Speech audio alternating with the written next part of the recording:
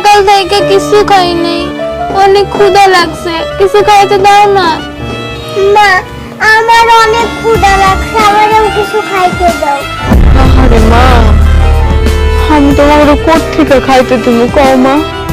ঘরে তো খাওয়ানোর মতো কিছুই নাই। তোমার আব্বাই বাজারে গেছে, বাজার থেকে চাইল ডাইল আনলে আমি সুন্দর করে তোমাকে রান্না দেবো, তখন তৃপ্তি মিলায় খাইবা। হ্যাঁ, একটু ধৈর্য ধরো মা, একটু ধৈর্য ধরো। আব্বা কখন আইবো মা? আয়া, ওই যে তার আব্বা আয়া পড়ছে। কি ব্যাপার, তুমি না বাজারে বাজার সাথে আনতে গেলা, তো খালি হাতে আইছো কেন? বাজার সাথে কই? বাজার আনতে পারি নাই। বাজার আনতে পারো না মানে কি? মায়াগুলো সকাল থেকে না খায় আছে, কিনা যন্ত্রণায় ছটফট করতেছে। তুমি যে বাজার নিয়ে আসো নাই, আমি করে কি খাইতে দেবো? বাজার আনবো কেমনে? আমার কাছে কি টাকা পয়সা আছে?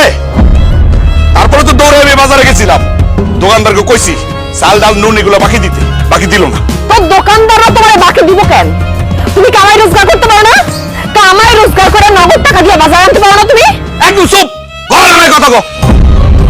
এই আমি কি কামাই রোজগার কম করি? কম করি আমি? হ্যাঁ, তো এতগুলো মাইয়া এগুলো খাওয়াইতে খাওয়াইতে তো আমার টাকা পয়সা সব শেষ হয়ে যায়।